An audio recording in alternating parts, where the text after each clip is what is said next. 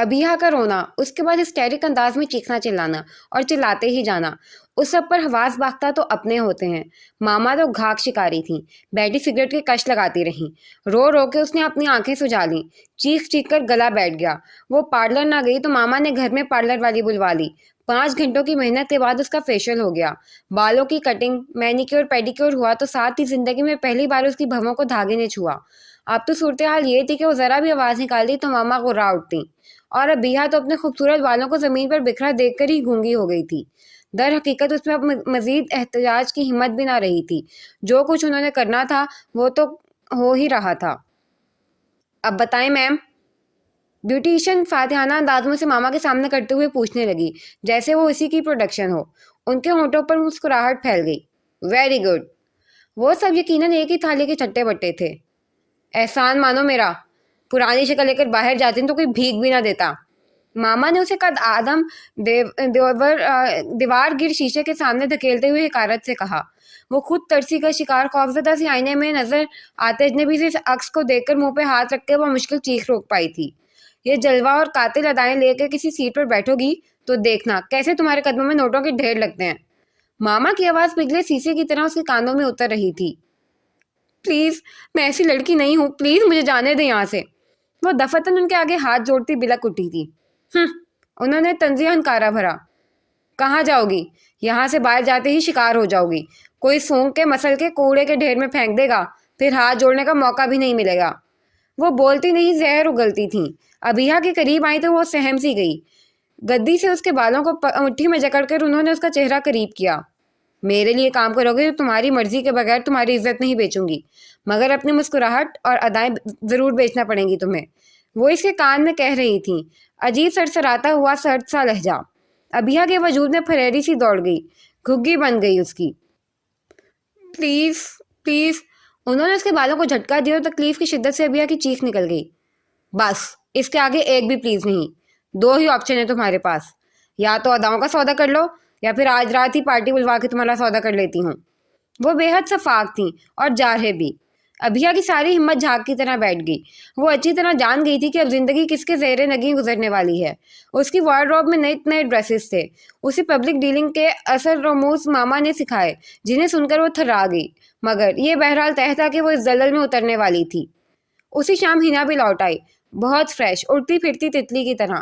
اس نے کمرے میں داخل ہو کر لائٹ جلائی تو آنکھوں پہ بازو رکھے لیٹی ابیہا چونک کر دیکھنے لگی۔ ہنا نے اس کا یکسر بدلہ حلیہ دیکھ کر سیٹی بجائی تو وہ بجلی کی تیزی سے بستر سے اتر کر اس کی طرف آئی۔ ہنا مجھے بچا لو پلیز، مجھے یہاں سے جانا ہے، میں یہاں نہیں رہنا چاہتی۔ اسے جیسے امید کی آخری کرن دکھائی دے گئی تھی۔ وہ اس کی بہت اچھی دوست تھی، اسے یقین تھا وہ ضرور اسے اس زلزلے سے نکالنے میں مدد دے گی۔ اس کی آنکھوں سے آنسو نکل پڑے اور آواز میں التجا بلکہ رحم کی بھیک تھی۔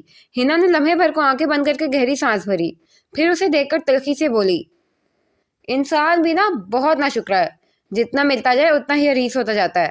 یہ مل گیا تو وہ کیوں نہ ملا، یہ ملا وہ ملا تو اچھا تھا۔ اس کے طنز و تلخی سے بھرپور انداز پر ابیہا پھپک کر رو دی۔ میں نے تو کبھی کچھ نہیں مانگا، اپنی استطاعت سے بڑھ کر حرص نہیں کی، مجھے بس اس گندگی سے بچا لو ہنا۔ بچا کے ہی تو لائی ہوں تمہیں یہاں، ورنہ تم ہو کون؟ ہنا نے گہرے طنز سے کہتے ہوئے اسے گھورا۔ آتا پتہ تک تو جانتی نہیں ہوں اپنا، گھر والے ہاسٹل میں ڈال کے بھولے ہوئے تھے، ابھی میرے ساتھ نہ آتے تو لوٹ کا مال سمجھ کے کوئی لے گیا ہوتا تمہیں۔ ہنا کی زبان کے جوہر تو اس پر اب کھلے تھے۔ تم نے بھی تو وہی کیا ہے، اگر کوئی غیر کرتا تو کوئی اتنا گہرا دکھ نہ پہنچتا مجھے۔ تم تو میری بہت اچھی دوست ہو ہنا۔ ابیہا دکھ کی انتہا پر تھی۔ دیکھو، فی زمانہ سب غرض کے رشتے ہیں، یہ دوستی وغیرہ صرف قصے کہانیوں میں ہے، اور دوسری بات یہ کہ میں تمہیں اغوا کر کے زبردستی یہاں لے کر نہیں آئی، ہنا نے نخوت سے کہا۔ مگر میں اب یہاں نہیں رہنا چاہتی ہنا۔ وہ بہت خوفزدہ لگ رہی تھی۔ میں نے تمہیں اول روز سے ہی باور کرا دیا تھا کہ اس گھر میں آدمی آتا اپنی مرضی سے ہے، مگر جانے کی پرمیشن صرف اور صرف میم ہی دے سکتی ہیں۔ یہ ہنا کی دیدہ دلیری تھی، وہ اس کے سامنے اب ماما کو میم کہہ رہی تھی۔ میں یہ سب نہیں کر سکتی ہنا، تم جانتی ہو مجھے، وہ گیا کر بولی۔ وہ معافی کی ہر حد تک جا سکتی تھی اگر ہنا اسے میم کے چنگل سے نجات دلا دیتی۔ صرف پہلا قدم اٹھاتے خوف آتا ہے، پھر تو فل انجوائمنٹ ہے۔ تم نے دیکھا نہیں، چھوٹا بچہ بھی صرف پہلا قدم اٹھانے سے ہی ڈرتا ہے، اس کے بعد بخوشی دوڑتا ہے۔ تم بھی ایک کڑوا گھونٹ پی لو، اس کے بعد سارے میٹھے گھونٹ بھی تمہارے ہی ہیں۔ وہ بے حد اطمینان سے اسے مشورہ دے رہی تھی، پھر اسے گویا اس کی خوش قسمتی کا احساس دلاتے ہوئے بولی، اور تم تو لکی ہو کہ صرف آفس سیکرٹری بن کے ادائیں دکھانے کی جاب ملی ہے۔ مجھے جب میری ستیلی ماں نے میم کے پاس جاب کے لیے چھوڑا تھا تو میری انا اور خودداری کو آتے ہی میم نے اپنے ڈرائیور کے آگے ڈال دیا۔ سوچ سکتی ہو تم، جب تک میرے اندر سے سیلف رسپیکٹ ختم نہیں ہوگی، مجھے اس بھوکے کتے کے سامنے ہڈی کی طرح ڈالے رکھا۔ وہ چنگم کا ریپر اتارتے ہوئے بہت سکون سے اپنی آپ بیتی سنا رہی تھی۔ ابھیا کی ریڑھ کی ہڈی میں سنسناہٹ دوڑ گئی، اس کے رونگٹے کھڑے ہو گئے۔ اور اب میں تمہارے سامنے ہوں، ایک پالش شدہ نئی نکور ہنا۔ وہ ڈرائیور بھی ہاتھ باندھے میڈم میڈم کرتا پھرتا ہے اب۔ اس کی خوش فہمی کے عجیب ہی انداز تھے۔ ابھیا کو کراہیت آئی، وہ بے اختیار ہنا سے 2 قدم دور ہٹ گئی تھی۔ اور وہ تمہارے چچا؟ جانتے ہوئے بھی ابھیا نے ہکلا کر پوچھ ہی لیا۔ چچا؟ ہنا کے منہ سے اس نے پہلی بار گندی گالی سنی تھی۔ یتیم لڑکی بن کے پہلی بار اس کتے سے مدد مانگی تو اس نے صاف انکار کر دیا کہ حرام کی کمائی نہیں، محنت کا پیسہ ہے، ایسی غریبوں یتیموں پہ نہیں لٹا سکتا۔ پھر جب اپنی چمڑی دکھائی تو اس نے دمڑی نکالنے میں 1 منٹ نہیں لگایا۔ یہ دنیا نیکوں کے لیے ہے ہی نہیں میری جان، اور تم تو ویسے بھی بے وقوف ہو۔ اس روز میں نے آفر بھی کی تھی، 1-2 گھنٹے اس کمینے چچا پر لگا دی تو پرس بھر کے لوٹاتا تمہیں، آرام سے ایگزامز دیتی اور ساتھ ہی پارٹ ٹائم بھی جاری رہتا۔ ہنا کی گراوٹ کی کوئی حد نہ تھی۔ ابھیا کی رنگت تو یہ سب ماورا انسانیت گفتگو سن کر سفید پڑ گئی، مانو خون کا ایک قطرہ نہ ہو جسم میں۔ وہ پیچھے ہٹ کے بستر پر ٹک گئی، تھوڑی دیر اور کھڑی رہتی تو شاید گر ہی جاتی۔ چلو کہیں آؤٹنگ پہ چلتے ہیں، تمہارا موڈ بھی ٹھیک ہو جائے گا اور فریش ایئر میں کچھ بہتر سوچ بھی سکو گی۔ تم یہاں سے دفع ہو جاؤ ہنا، میری پہلی اور آخری خواہش یہی ہے کہ تم مجھے دکھائی نہ دو۔ ابھیا نے نفرت سے اسے دیکھا، غلاظت میں لٹکتی نظر آتی وہ گندے رشتوں کو باپ بھائی اور چچا کے پردوں میں چھپا کر کاروبار کرنے والی۔ اسے خیال آیا، تبھی سیفی اس کے بھائی کہنے پر تل ملایا کرتا تھا، مگر ہنا کا دل کبھی اس گناہ سے نہ لرزا تھا۔ اوکے، بیسٹ آف لک۔ ویسے یہ بھی جگہ دوستیاں نبھانے کے لیے نہیں ہے، اور میری جو ڈیوٹی تھی وہ میں پوری کر چکی۔ وہ شانے اچکا کر اطمینان سے کہتی چلی گئی تو خود کو پوری طرح بے بس محسوس کرتے ہوئے وہ پھوٹ پھوٹ کر رونے لگی۔ کیا کر رہے ہو؟ رباب کی فریش سی آواز بھی اسے فریش نہیں کر پائی تھی۔ آج وہ صحیح معنوں میں امتیاز احمد کی سیٹ پر آ کر بیٹھا تو بے حد ڈسٹرب تھا۔ وہ اپنے باپ کی سیٹ پر بیٹھنے کی ہمت خود میں نہیں پاتا تھا، مگر اس کمرے سے اٹھتی باپ کی مہک اور ان کی یادوں نے اسے مجبور کیا کہ وہ یہیں بیٹھے، ورنہ اس کا اپنا آفس بھی موجود تھا۔ وہ مودی صاحب کے ساتھ سر کھپا رہا تھا، جو اس کی غیر موجودگی اور امتیاز احمد کی ناگہانی موت کے باعث فیکٹری کا کام سنبھال رہے تھے۔ اس عرصے میں معیز کی عدم دلچسپی کے باعث کئی کانٹریکٹ منسوخ کرنے پڑے تھے، جن کی وجہ سے کافی نقصان بھی ہوا تھا۔ مودی صاحب نہ صرف مینیجر کی پوسٹ پر تھے بلکہ امتیاز احمد کے دوست بھی تھے، اس لیے معیز کے دل میں ان کے لیے احترام تھا، تو وہ بھی اسے بچوں کی طرح ہی سمجھتے تھے اور بزنس کے اسرار درموز سمجھاتے تھے۔ ایسے میں رباب کا فون آنا، وہ سچ میں ڈسٹرب ہوا تھا۔ اچھا ایسا ہے کہ میں تھوڑا بیزی ہوں، تم بعد میں کال کرنا، بلکہ میں فارغ ہو کے خود ہی کال کر لوں گا۔ معیز کا ذہن مودی صاحب کے مشوروں میں الجھا ہوا تھا۔ رباب کو اس نے عجلت میں جواب دیا، اس کے ساتھ ہی اوکے خدا حافظ کہہ کر وہ دوبارہ مودی صاحب کی طرف متوجہ ہوا تھا۔ رباب نے بے اعتباری سے اپنے سیل فون کو دیکھا، اسے شدید ہچک محسوس ہوئی تھی۔ ایسے تو اسے زندگی میں کبھی کسی نے نہ ٹرکایا تھا، وہی ہر ایک کو جوتے کی نوک پر رکھا کرتی۔ وہ لب کچلنے لگی، اسے دھیان آیا معیز وہ پہلا لڑکا تھا جس کی طرف وہ خود بڑھی تھی، ورنہ اس سے پہلے تو وہی انہی کے دلوں سے کھیلی تھی جن کی نظروں میں اپنے لیے ستائش دیکھی تھی۔ وہ ابھی معیز کی طبیعت صاف کرنا چاہتی تھی۔ اس نے دوبارہ کال ملائی، مگر اب کی بار معیز نے اس کی کال اٹینڈ کرنے کی بھی زحمت نہ کی تھی۔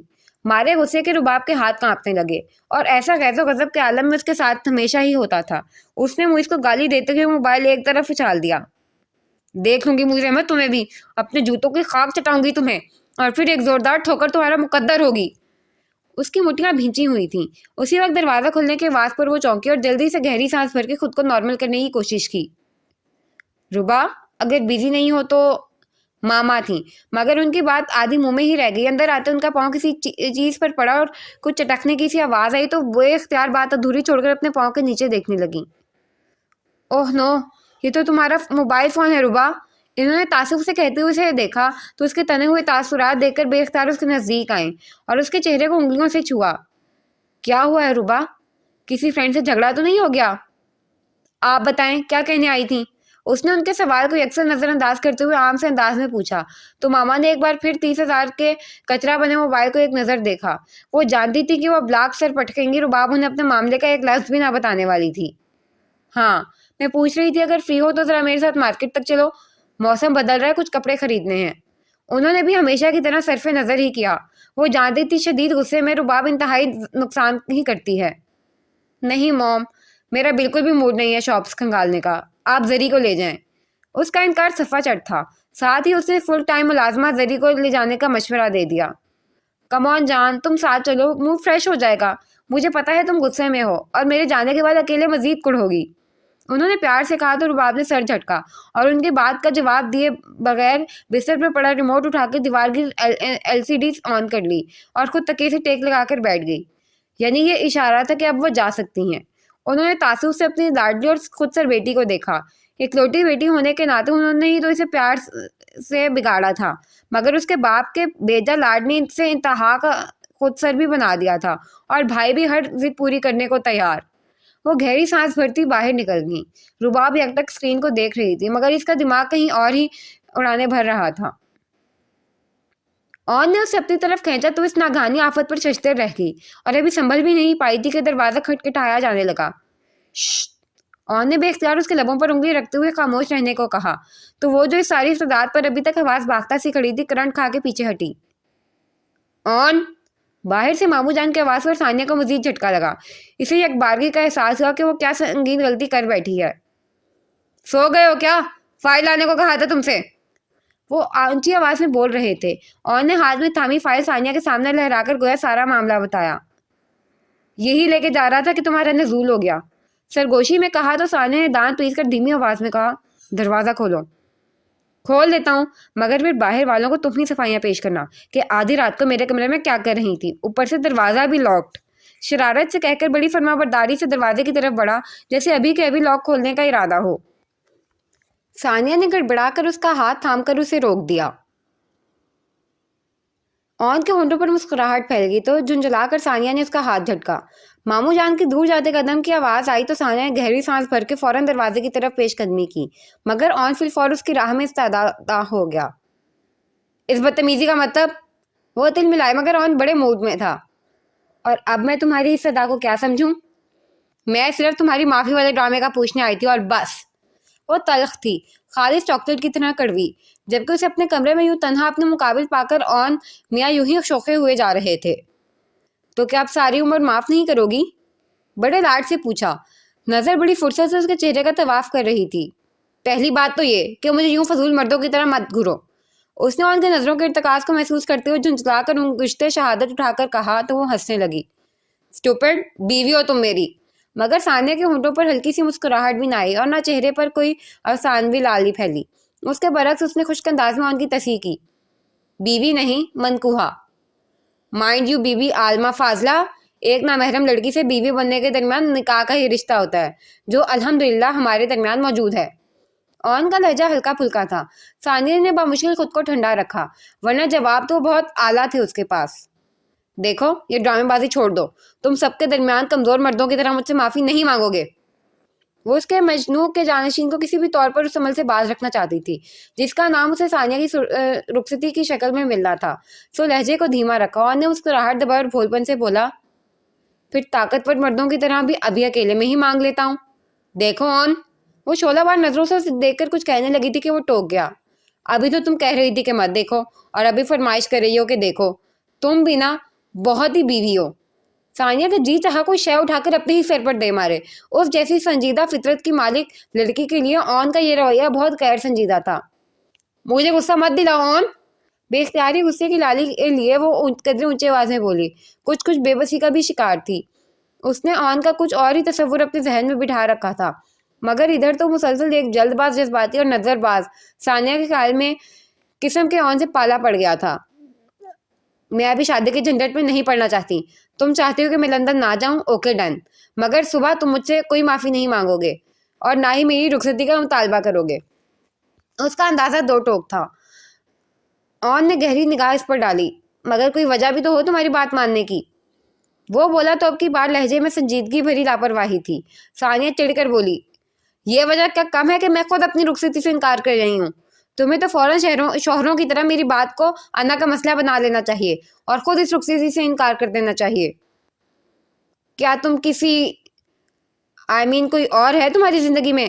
لمحہ بھر کے وقفے کے بعد آن نے بےحد سنجیدگی سے پوچھا تو ثانیہ کی رنگت میں غصے کی سرخی کھل گئی. تم سے میں ہر انتہا سوچ کی توقع کر سکتی ہوں، اس نے تلخی سے کہا اور ہاتھ کی اشارے سے اسے پرے ہٹنے کو کہا. اوکے، یعنی تمہاری زندگی میں صرف میں ہوں؟ وہ مطمئن ہوا. تو پھر کیا مسئلہ ہے یار، کیوں سادے معاملے کو گنجل بنا رہی ہو؟ ثانیہ نے دانتوں پر دانت جمائے اور پھر خود پر ضبط کرتے ہوئے تلخی سے بولی، مجھے تم پر اعتبار نہیں ہے. تم جو محض پانی کو سطح سے دیکھ کر اس کی گہرائی کا اندازہ لگانے کی کوشش کرتے ہو، یہ سمجھے بغیر کہ پانی میں اترے بغیر اس کی گہرائی کا اندازہ نہیں لگایا جا سکتا. وہ اسے ہاتھ سے دھکیل کر دروازے کی طرف بڑھی تو آن نے اس کا وہی ہاتھ اپنے ہاتھ کی مضبوط گرفت میں تھام لیا. ثانیہ بے اختیار پلٹی تو اسے اپنے مد مقابل پایا. اس کے ملبوس سے اٹھتی گہری دلکش خوشبو اس کے نتنوں میں گھستی چلی گئی. چلو مان لیا میں نے بے وقوفی کی تھی، مگر اب میں پانی میں اتر کے اس کی گہرائی ماپنا چاہتا ہوں. تو تم کیوں راستے میں رکاوٹ بن رہی ہو؟ اس کا لہجہ دھیما تھا. وہ اس کی قربت پر شرمائی نہ گھبرائی. اس کے برعکس اسے گھورتے ہوئے اپنے لفظوں پر زور دے کے بولی، تم صرف یہ جان رکھو کہ اس شادی میں فی الحال 0% انٹرسٹڈ بھی نہیں ہوں میں. اگر اپنی اور میری زندگی برباد کرنا چاہتے ہو تو بضد شوق اپنا ڈرامہ پورا کر لو، مگر اتنا جان لو آن عباس، زبردستی کے سودے میں بے دل جسم ہی ہاتھ آیا کرتے ہیں. اپنا ہاتھ کھینچتے ہوئے اس نے نوک گھما کر لاک کھولا اور دروازہ کھول کر چلی گئی. بات کچھ بھی نہ تھی. آن نے اگر شادی سے پہلے انکار کیا تو پھر بعد میں بارضا رغبت مان بھی گیا تھا، مگر ثانیہ نے شاید اس بات کو انا کا ہی مسئلہ بنا لیا تھا. کوئی اور مرد ہوتا تو ثانیہ کی اس خود سری پر 3 لفظ منہ پر دے مارتا، مگر ہائے، ادھر آن عباس تھا جس کا جگر عشق کے تیر نے چھلنی کر دیا تھا اور وہ ہر قیمت پر علاج بھی اسی ستمگر سے چاہتا تھا.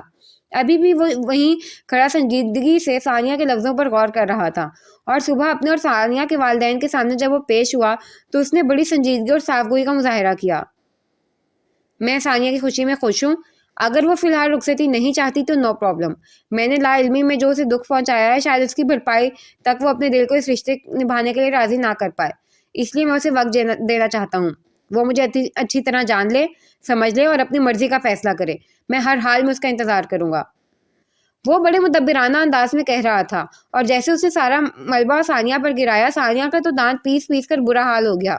مگر بہرحال رخصتی کا معاملہ تو ٹل گیا. کمرے میں ثانیہ نے ٹہلتے ہوئے لمبی سانس لے کر خود کو نارمل کیا اور سوچنے کی کوشش کی. موبائل کی میسج ٹون پر وہ موبائل اٹھا کر دیکھنے لگی. آن کا میسج جگمگا رہا تھا. پرندوں کی نظر کمال کی ہوتی ہے، مگر دانہ دیکھ کر وہ جال کو بھول جاتے ہیں اور اسیر ہو جاتے ہیں. مجھے یقین ہے تم جو اتنی عقل مند بنتی پھرتی ہو، میری پسپائی کے پیچھے محبت کے پیچھے جال میں نہ پھنسی تو کہنا. میں تو تمہاری بے اتنائی کے باوجود اسیر محبت ہوں. دیکھنا تمہیں کیسے اپنی محبت سے اپنا شکار بناتا ہوں. My dear wife, wait and watch. پورا میسج پڑھنے تک نہ صرف ثانیہ کے کانوں سے دھواں نکلنے لگا تھا، بلکہ بی پی بھی شوٹ کر گیا تھا. اتنے غصے سے اس نے آن کا میسج ڈیلیٹ کیا کہ گویا موبائل کے بٹن کی جگہ آن کی گردن دبا رہی ہو. تم کیا جانو آن عباس، محبت ہے کس چڑیا کا نام. ڈرائیور اسے سیفی کے آفس چھوڑ گیا. یہ کوئی بہت بدلی ہوئی ابیہا تھی. ماڈرن سی خوبصورت انداز میں کٹے بال سلیقے سے شانوں پر بکھرے ہوئے تھے. رو رو کر سوجی آنکھوں پر ڈارک سن گلاسز، ٹراؤزر اور پنک ٹاپ میں ملبوس وہ گاڑی سے اتری. اپنا بیگ شولڈر پر ڈالا. ڈرائیور اس کا منتظر کھڑا تھا. وہ مر جانے کو تھی. اس کا دل کر رہا تھا اسی پارکنگ لاٹ میں دھاڑے مار مار کے رونے لگے. اس نے سر اٹھا کر اونچی شاندار بلڈنگ کو دیکھا.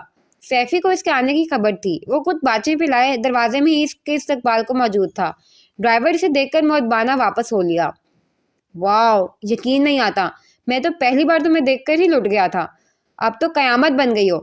سیفی مخمور سا تھا. اس کی نگاہ بیا کے بنا چادر کے وجود سے لپٹی جا رہی تھی. وہ بے اختیار سمٹی، مگر نہ دوپٹہ نہ اسکارف. اس کے دل سے نوحے اٹھے، بے آواز آہیں اور چیخیں. سیفی نے اس کے شانے پر بازو پھیلانا چاہا. میں خود چل سکتی ہوں، وہ سختی سے بولی تو لمحہ بھر حیران ہونے کے بعد وہ ہنس دیا. Okay, as you wish. چلو باقی اسٹاف سے تمہارا تعارف کروا دوں. اسے یقیناً میم کی طرف سے ہدایات مل چکی تھیں، تبھی وہ حد میں ہی رہا. ایک قیامت کا مرحلہ طے کرنے کے بعد پورے اسٹاف سے مل کر وہ اب اپنے چھوٹے مگر ویل ڈیکوریٹ کمرے میں بیٹھی تو آنکھیں پھر بھر آئیں. اس نے گلاسز اتار کر ٹیشو سے تھپ تھپا کر آنکھیں خشک کیں اور گہری سانس بھرتی خود کو نارمل کرنے لگی. پچھلے 1 ماہ میں وہ میم کی اصلیت کے ساتھ ساتھ یہ بھی جان چکی تھی کہ محض رونے سے کچھ بھی نہیں بدلنے والا.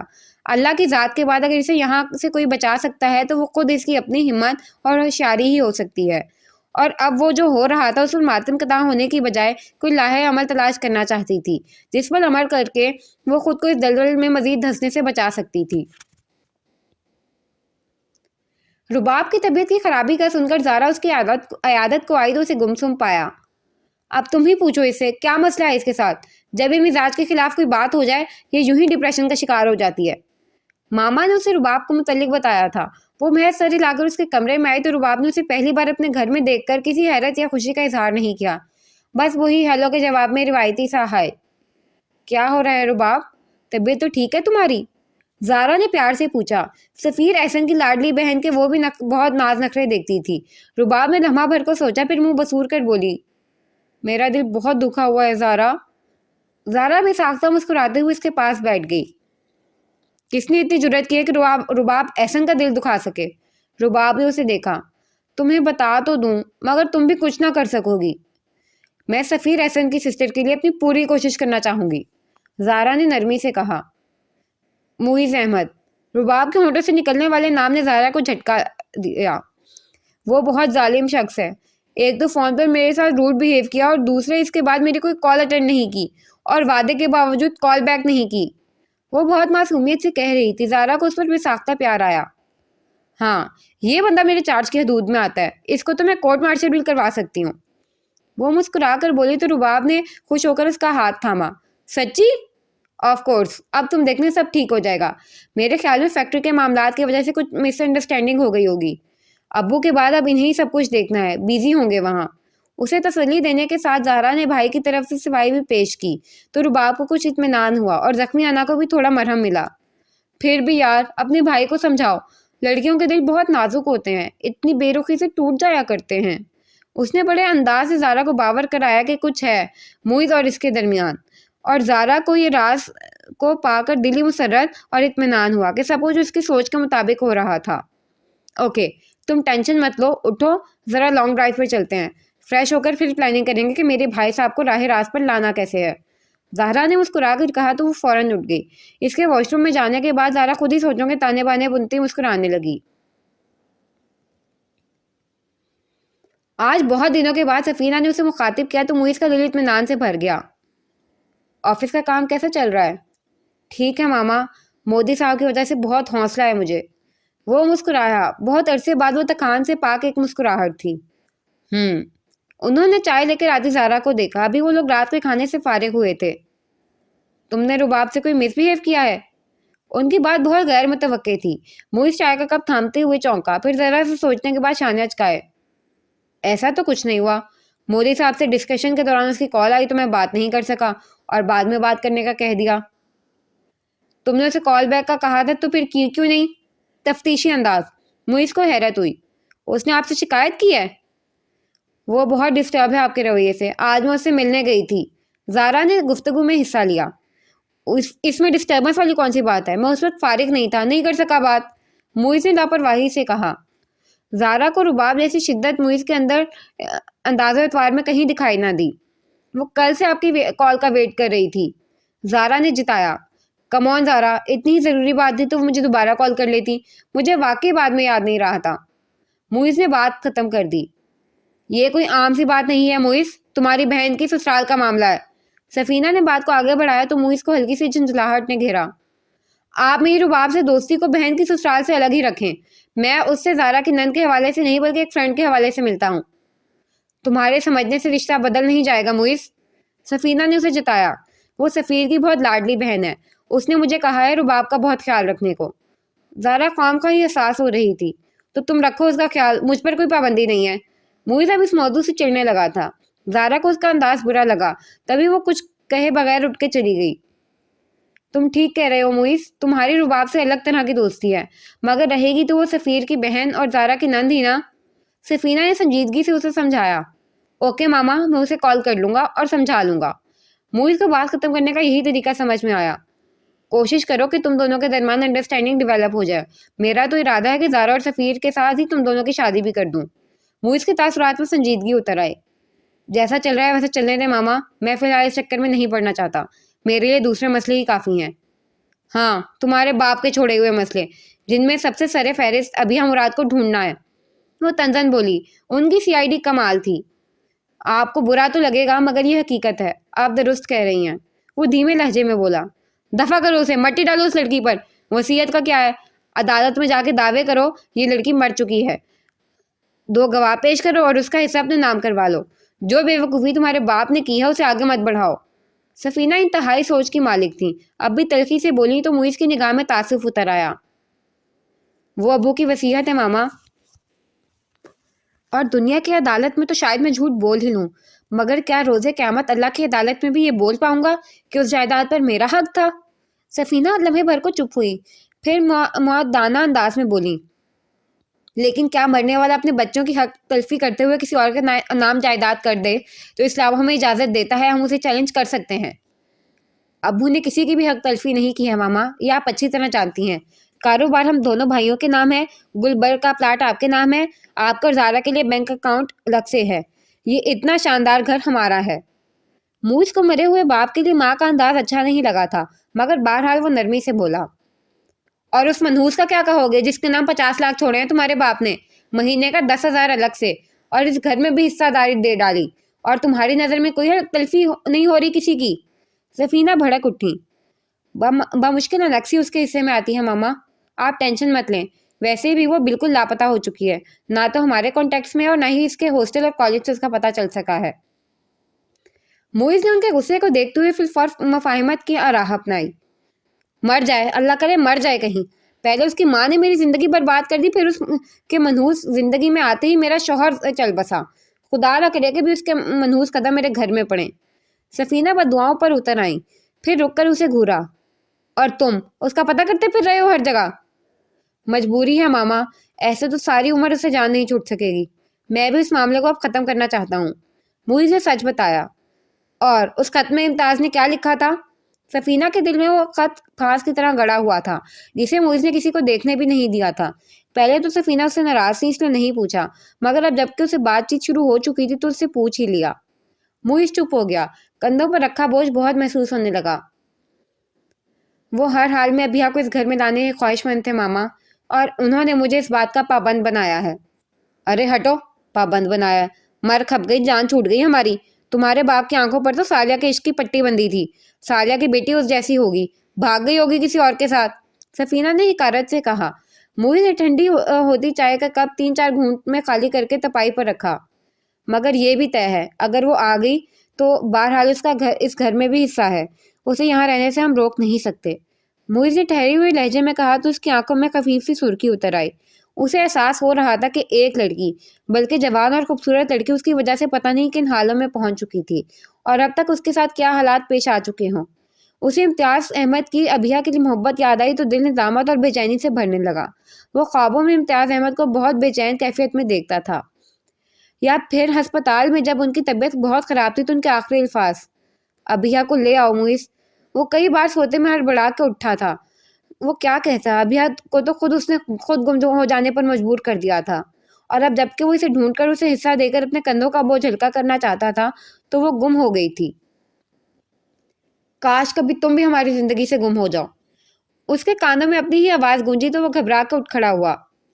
रुबाब से ज़रूर बात कर लेना, और अब तुम जहन में ये बात ज़रूर रखो मुइज़ कि मैं रुबाब को इस घर की बहू बनाना चाहती हूँ। सफीना ने उसे बावर कराया तो वो कुछ कहे बगैर कमरे की तरफ चल पड़ा। जाते ही उसने रुबाब को कॉल किया और इसने अपने नए सेल फोन पर कॉल यूं जल्दी से अटेंड की जैसे उसी के इंतजार में बैठी थी, मगर लबो लहजा खफा खफा, नाजो अंदाज से पुर। हाँ बताओ, क्यों फ़ोन किया है?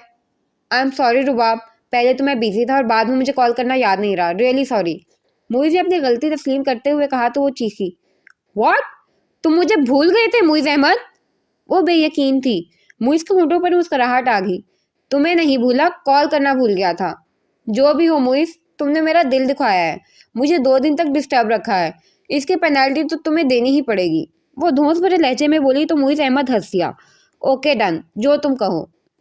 तो फिर कल का दिन सिर्फ मेरे लिए, बल्कि तुम मेरे रहमो करम पर रहोगे, मैं जहाँ चाहे तुम्हें ले जाऊं। ये तो थोड़ा मुश्किल हो जाएगा। वो उसकी सजा पर थोड़ा सा सोच कर बोला। रुबाब ने तेजी से कहा, तुम मुझे प्रॉमिस कर चुके हो। मैं कब मुकर रहा हूँ यार। मुइज़ का अंदाज सुलझो था। लेकिन तुम समझ सकती हो कि मैं आजकल बिजनेस के हवाले से किन मुश्किलात का शिकार हूँ। मुश्किल तवज्जो दे पा रहा हूँ और ऐसे में ऑफिस ना जाने का सवाल तो पैदा ही नहीं होता। रुबाब ने मुंह बनाया। तुम्हारी कौन सी लाखों की डीलिंग कैंसिल हो रही है? बहाने मत बनाओ मुइज़। अच्छा, थोड़ी सी छूट दे दो। यूं करते हैं कि ऑफ डे तुम्हारे साथ आउटिंग के लिए रख लेते हैं। किसी को उसकी अहमियत का एहसास दिलाने के लिए अपना काम छोड़कर आना पड़ता है। ऑफ डे किसी के नाम किया तो क्या किया। वो बदस्तूर मुंह फुलाए हुए थी। मुइज़ ने कोर्ट से गहरी सांस भरी, फिर दांत बूझ कर बोला, ओके, जैसे तुम्हारी मर्जी। संडे को भी मैं अपना आराम छोड़ के आने वाला था। ओके ओके, वो जल्दी से बोली। मुबादा मुइज़ अपना प्रोग्राम ही ना बदल ले। गुजारा कर लेते हैं, तुम भी क्या याद करोगे। वो मुस्कुरा दी। हाँ, लेकिन आइंदा के लिए मेरी एक बात याद रखना, हमारी दोस्ती के दरमियान ज़ारा और सफ़ीर का रिश्ता नहीं आना चाहिए। मुइज़ ने आखिर में जो नसीहत की उसे सुनकर रुबाब चौंक गई थी। मोदी साहब, मैंने दोनों कॉन्ट्रैक्ट्स की डिटेल्स पढ़ ली हैं। मेरे ख्याल में तो खालिद एंड सन्स हमारी शराइत पर पूरा उतरते हैं। मोदी साहब को अपने सामने वाली नशिस्त पर बैठने का इशारा करते हुए मुइज़ ने कहा तो वो मुस्कुरा दिए। शाबाश, बहुत ठीक अंदाज़ा लगाया है आपने। और ये सुफियान एंड कंपनी का मालिक सुफियान हमीदी ही है ना? मुइज़ ने सोचते हुए पूछा तो इन्होंने इसकी तायद की। हाँ, और मेरे ख्याल में आप एक आध दफ़ा किसी मीटिंग में उनसे मिल भी चुके हैं। हाँ, बहुत चालाक शख्स लगा था मुझे। मुइज़ को याद था। बहरहाल उसने गहरी सांस भरी और बोला, मुझे खालिद एंड सन्स का प्रपोजल अच्छा लगा है। आप 2-3 रोज तक उनके साथ मीटिंग रखवाएं, फिर कॉन्ट्रैक्ट भी साइन हो जाएगा। ओके। मोदी साहब ने दोनों फाइल्स उठा ली और अपने साथ ले गए। क्या बकवास कर रहे हो? वो हमारा प्रपोजल कैसे रिजेक्ट कर सकता है? इतने ज़्यादा मार्जिन को वो कैसे नज़रअंदाज कर सकता है? हम मार्केट से ज़्यादा रेट पर उनका माल उठाने को तैयार हैं। सैफी फ़ोन पर किसी से उलझ रहा था। सर, मैंने खुद फाइल चेक की है, आपका प्रपोजल रिजेक्ट हो गया है। वो आहिस्ता आवाज़ में बता रहा था। उसे किसी के अचानक आ जाने का भी डर था। ये तो पता ही होगा तुम्हें किस कंपनी का प्रपोजल पसंद आया है उन्हें। सैफी ने अपना गुस्सा दबाते हुए पूछा। सॉरी सर जी, मैनेजर साहब दूसरी फाइल अपने कमरे में ले गए हैं। ये फाइल आपको वापस भिजवाई है, इसलिए पीए के रूम में पड़ी थी। वो गड़बड़ाया तो सैफी ने गाली देते हुए फ़ोन रख दिया। उसे दर हकीकत मुइज़ अहमद पर शदीद गुस्सा था। वो 3 सालों से इम्तियाज़ अहमद के साथ कारोबार कर रहा था और बहुत फ़ायदे में था, मगर इस मुइज़ अहमद ने सीट संभालते ही गड़बड़ करना शुरू कर दी थी। कुछ सोचते हुए उसने कुर्सी की पश्त से टेक लगा ली। कमाल है यार, तेरी बिजनेस पार्टी है, उसमें मेरा क्या काम। ऑन बिदका तो मुइज़ ने उसे घूरा। तुम्हें मेरे साथ चलना है और बस। मुझ पर ऐसा कौन सा बुरा वक्त आया है कि मैं अपने रेस्टोरेंट की रंगीनियां छोड़कर तेरी बोरिंग बिजनेस पार्टी में चल पड़ूं। कम ऑन यार, मजबूरी है। पहले तो अब्बू ही ये सब हैंडल करते थे। मुइज़ ने संजीदगी से उसे देखा। मगर मैं वहां करूंगा क्या? ऑन ने बेचारगी से पूछा तो मुइज़ के होंठों पर भी मुस्कुराहट फैल गई। बस एक मोतबर सा बिजनेसमैन बनकर पार्टी अटेंड करना, और क्या।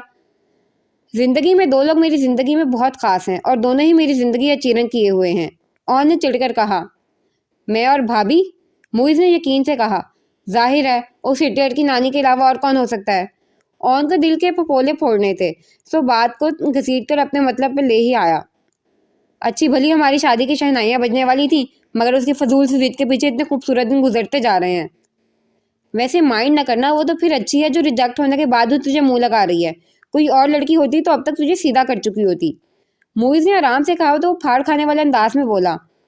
उसने भी कोई कसर नहीं छोड़ी। तो मसला क्या है? तू माफ़ी मांगने को राजी था, फिर भी बात नहीं बनी। मुइज़ को उसकी शक्ल पर तरस आया। उसे अब मेरी किसी बात, किसी वादे पर यकीन नहीं, और ना ही अतराफ़े मोहब्बत पर। ऑन ने मुंह लटकाया। तुम जैसे जल्दबाज और जज्बाती इंसान की यही सज़ा होनी चाहिए। एक नज़र उसे देखकर ऐसे फट से इनकार भिजवाया कि किसी से मशवरा करना भी ज़रूरी नहीं समझा। मुइज़ ने उसे लिताड़ा। शर्मिंदा हूँ, पछता रहा हूँ, अब और क्या चाहते हो तुम लोग? ऑन ने यूं आंखें दिखाई जैसे वो सानिया के साथ मिला हुआ हो। मुइज़ ने उसके आगे हाथ जोड़े। मेरी समझ से तुम्हारी ये स्टोरी बाहर है। ये मर्दों की बातें हैं मेरी जान। ऑन ने उसके शाने पर हाथ रख के कहा तो मुइज़ ने उसे घूरते हुए उसका हाथ झटका और तंजन बोला, और तुफ ऐसी मर्दानगी पे जिससे एक 5 फुट 6 इंच की लड़की पटाई नहीं जा रही। لڑکی نہیں بیوی، اور نے تصحیح کی۔ لڑکی ہوتی تو اب تک پڑ چکی ہوتی، وہ بیوی والے نخرے دکھا رہی ہے یار، اور میں شوہروں کی طرح وہی نخرے اٹھانے پر مجبور۔ موئز اس کی شکل دیکھ کر ہنسنے لگا۔ میم پلیز، میں اس آفس میں جاب نہیں کر سکتی۔ تیسرے دن ہی ابھیا کے صبر کا پیمانہ لبریز ہوا تھا۔ وہاں آنے والے ہر شخص کی حریص نگاہیں اسے چونٹیوں کی طرح اپنے وجود پر رینگتی محسوس ہوتی تھی۔ پھر وہی بکواس، میں نے تمہیں سمجھایا تھا کہ ڈارلنگ، میں اس موضوع پر اب کوئی بات نہیں کروں گی۔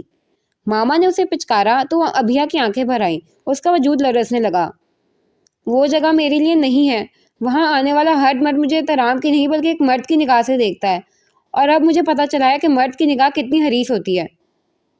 فضول ڈائلاگ بازی بند کرو، تمہارا تو کام ہی یہی ہے، وہاں آنے والے کو چام کرنا، اپنے جال میں ایسا پھنسانا کہ وہ کہیں جا ہی نہ پائیں۔ ماما نے اسے گھرگا، میں کہیں اور جاب کر کے گزارا کر لوں گی۔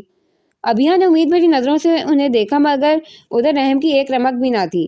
بکواس مت کرو، خدا نے تمہیں یہ خوبصورتی محض گزارا کرنے کے لیے نہیں بلکہ عیش کرنے اور عیش کروانے کے لیے دی ہے، نہ شکری مت بنو۔ پھر انہوں نے اسے آرڈر دیا، سیفی بتا رہا تھا کہ کل اس کی کوئی بزنس پارٹی ہے، تمہیں بھی اس کے ساتھ جانا ہوگا۔ میں ابھیا کی روح پرواز کرنے لگی۔ ایسی جگہوں پر بہت بڑے بزنس مین آتے ہیں، اور یہی جگہیں ہوتی ہیں جہاں تم اپنی خوبصورتی کا جادو چلا کر اپنے لیے بھی فائدہ حاصل کر سکتی ہو اور ہمارے لیے بھی۔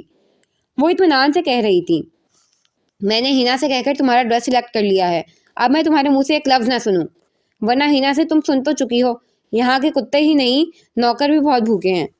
وہ صفاقی سے بولی تو ان کا مطلب سمجھ کر ابھیا کی ریڑھ کی ہڈی سنسنا اٹھی۔ بزنس پارٹی کیا تھی، رنگوں بو کا ایک طوفان تھا۔ مترنم ہنسی بے باک کہہ کے، موئز آن کو لے کر یہاں آ تو گیا، مگر اب اسے مودی صاحب کی بات یاد آ رہی تھی۔ بزنس مین ہر قسم کی اور ہر کسی کی پارٹی میں نہیں جایا کرتے، ریپوٹیشن پہ اثر پڑتا ہے۔ مگر موئز کو شوق ہو چلا تھا کہ ایک بزنس پارٹی بھی اٹینڈ کر کے دیکھے، اس طرح شاید کچھ تجربے میں بھی اضافہ ہو۔ یہی بات اس نے آن سے بھی کی تھی، مگر اب جب نشے میں لڑکھڑاتی آدھے حواس اور آدھے لباس میں ایک آنٹی ٹائپ خاتون زبردستی موئز کے گلے کا ہار ہونے لگی تو آن کو ہنسی آنے لگی۔ اچھا، تو یہ تجربہ حاصل کرنے آیا ہے یہاں؟ اب موئز نے اس عورت سے کیسے پیچھا چھڑایا اور اسے دوسری میز پر چھوڑ کے آیا، یہ وہی جانتا تھا۔ اس کی واپسی پر بھی آن ہنس رہا تھا۔ پتہ نہیں کوئی اپنی اصلی بیوی بھی لے کے آیا ہے یہاں کے نہیں، سبھی کی بغل میں ایک خور شمائل ہے۔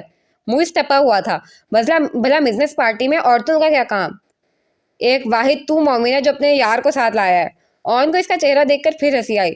شٹ اپ یار، یہ ماحول تو میرے ذہن میں بھی نہیں تھا۔ وہ بیزار ہو رہا تھا۔ ہر بزنس پارٹی میں یہ سب نہیں ہوتا میری جان، مودی صاحب نے ٹھیک کہا تھا، بندہ دیکھ کے حامی بھرنی چاہیے۔ آن نے اسے سمجھایا، پھر اس کی توجہ بھٹکی۔ آنے والے شخص کے ساتھ بے حد خوبصورت اور ماڈرن لڑکی تھی، سبھی فطری طور پر اس کی طرف متوجہ تھے، مگر آن کے لیے دلچسپی کا باعث اس لڑکی کی گھبراہٹ تھی۔ وہ اپنے پارٹنر سے 2 قدم پیچھے چل رہی تھی، اور جب وہ کسی سے اس کا تعارف کراتا تو وہ اپنے پارٹنر کی اوٹ میں کھڑی رہتی جیسے ڈری سہمی سی ہو۔ کمال ہے، آج کی پارٹی میں ایسی لڑکی بھی آ سکتی ہے۔ آن نے سر دھنا تو کولڈ ڈرنک ختم کرتا موئز چونکا۔ کیسی لڑکی؟ آن نے اشارہ کیا۔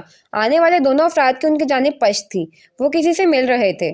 لگ رہا ہے اس لڑکی کو زبردستی پارٹی میں لایا ہے یہ بندہ، آن نے کہا۔ وہ دونوں دلچسپی سے اسے دیکھنے لگے۔ لڑکی کا انداز اب بھی وہی تھا، سب سے بچ کے چلنا، خود میں سمٹنا اور نروس ہونا۔ یہ سفیان حمیدی ہے۔ موئز نے اس مرد کا تعارف کرایا۔ اور ساتھ اس کی بیوی ہوگی؟ بیوی ہوتی تو ابھی کسی اور کے ساتھ خوشخبریاں لگا رہی ہوتی۔ موئز نے نگاہ پھیر لی۔ یار، لڑکی کچھ دیکھی دیکھی سی لگ رہی ہے۔ آن نے گردن موڑ کر ایک بار پھر پیچھے دیکھا۔ وہ لڑکی اب ٹیبل کے گرد رکھی کرسی پر بیٹھ چکی تھی، اور اس کا سائڈ پوز آن کے سامنے تھا۔ بہانوں سے مت دیکھو، یہاں جو عورتیں آتی ہیں وہ دیکھنے سے نہیں بلکہ نہ دیکھنے سے ناراض ہوتی ہیں، اس لیے تم بھی چاہو تو اس کی سیٹ پہ جا کے کوئی پرانی واقفیت نکال سکتے ہو۔ موئز نے اسے اچھا خاصا رگیٹ ڈالا تو وہ آنکھیں دکھانے لگا۔ السلام علیکم۔ اس قدر اچانک سلامتی پر دونوں ہی چونکے۔ وہ سفیان حمیدی تھا۔ موئز نے اٹھ کر اس سے ہاتھ ملایا تو آن نے بھی اس کی تقلید کی۔ وہ انہی کے پاس بیٹھ گیا۔ بہت شکوہ ہے جی ہمیں آپ سے، سالوں سے ہم آپ کے والد صاحب کے ساتھ بزنس کر رہے تھے اور آپ نے ہمیں دودھ میں سے مکھی کی طرح نکال پھینکا۔ وہ ہلکے سے نشے میں لگ رہا تھا۔ سالوں نہیں سیفی صاحب، صرف 3 سال۔ موئز نے پرسکون انداز میں تصحیح کی۔ سیفی نے آنکھیں سکیڑ کر موئز کو دیکھا جیسے نظروں سے اسے تولنا چاہتا ہو۔ چلیں، صرف 3 سال ہی سے ہی، مگر ہم مارکیٹ سے زیادہ قیمت پر آپ کا مال اٹھا رہے ہیں۔ وہ ڈٹائی سے بولا۔ دیکھیں مسٹر سیفی، اس پارٹی میں آپ انجوائے کرنے آئے ہیں تو جا کر انجوائے کرنے، بزنس کی باتیں ہم تب کریں گے جب آپ مکمل حواس میں ہوں گے۔ معیز نے سر نہری سے جواب دیا۔ وہ بے ہنگم انداز میں ہنسا۔ زیادہ تو نہیں پی، اور یہ نشہ کیا کرے گی؟ اصل نشہ تو میں اپنے ساتھ لے کے آیا ہوں، آپ آئیں آپ کا بھی تعارف کراتا ہوں۔ وہ رازدانہ انداز میں بولا تو نے بے اختیار معیز کی طرف دیکھا۔ وہ یقیناً اپنے ساتھ آنے والی لڑکی کی بات کر رہا تھا۔ نو تھینکس۔ معیز کا انداز خشک تھا۔ آئیں تو آپ کا دل خشک ہو جائے گا، آنکھیں چدیا جائیں گی، ایسا گورا اور بے داغ حسن ہے۔ سیفی کی اپنی بھی رال جیسے ٹپک رہی تھی اور ان دونوں کو کراہیت محسوس ہونے لگی۔ معیز بھڑکا، تم ہمیں سمجھ کیا رہے ہو؟ کہیں اور جا کے اپنا کاروبار کرو۔ اون نے اس کے ہاتھ پر ہاتھ رکھ کے اسے ٹھنڈا رہنے کا اشارہ کیا اور آہستہ سے بولا، وہ نشے میں، تم تو ہوش میں ہو، پرسکون رہو۔ وہ ان لوگوں میں سے تھا جو ذرا سے نشے میں بھی لڑک جاتے ہیں۔ تبھی اوٹ پٹانگ گولفل بولے جا رہا تھا۔ معیز نے اپنا موبائل اور کی چین اٹھائی۔ کدھر؟ کہیں اور بیٹھتے ہیں یار۔ وہ بیزار تھا۔ اون ہنسا، یار جیسا دیس ویسا بھیس، ویسے اس کی آفر بری نہیں ہے، مگر ثانیہ کو خاصی بری لگے گی اگر ابھی میں اسے کال کر کے بتاؤں تو۔ معیز اسے دھمکاتے ہوئے بولا تو وہ گڑبڑایا، مذاق کر رہا ہوں یار۔ سیفی کسی کے بلانے پر وہاں سے اٹھ گئے تو وہ دونوں پرسکون ہو گئے۔ بس طے ہے کہ آئندہ سے مودی صاحب طے کریں گے کہ مجھے کس پارٹی میں جانا چاہیے اور کس میں نہیں۔ معیز نے تہیہ کر لیا۔ ہاں، جب تک تم بڑے نہیں ہو جاتے۔ اون نے لقمہ دیا۔ پتہ نہیں یار، عورتوں کی کون سی قسمیں ہیں جنہیں گھر کی چار دیواری کے بجائے شمع محفل بننے میں زیادہ مزہ آتا ہے۔ معیز کو سیفی کی باتوں پر تعصب ہو رہا تھا۔ اسی وقت چٹاخ کی آواز کے ساتھ کسی تھپڑ کی آواز گونجی تو سب کی طرح ان کی گردن بھی ادھر کو گھومی۔ سیفی کی سیکیورٹی نے خواہ بے تکلف ہوتے ایک ادھیڑ عمر آدمی کو تھپڑ دے مارا تھا۔ سیفی کا نشہ ہرن ہو گیا۔ جواباً اس نے اپنی سیکیورٹی کو زوردار تھپڑ مارا تو وہ لڑکھڑا کے نیچے گر گئی۔ پھر تو سب جیسے سکتے میں آ گئے۔ پھر کسی نے سیفی کو سنبھالا اور کچھ لوگ بات ختم کرانے کو بیچ میں آ گئے۔ اوہ گاڈ، عورت کی اتنی تذلیل! معیز کا دل کمتر ہونے لگا۔ وہ اون کے لیے فوراً اٹھ گیا۔ کوئی مجبور لڑکی ہوگی جو اس کے چنگل میں پھنس گئی ہوگی۔ اون نے تبصرہ کیا، پھر الجھ کر بولا، مگر یار دور سے دیکھی دیکھی لگ رہی ہے، جیسے میں پہلے بھی کہیں مل چکا ہوں۔ اسے دور سے ہی دیکھو، جس نے قریب سے دیکھنا چاہا اس کا حال دیکھ لیا ہے نا تم نے۔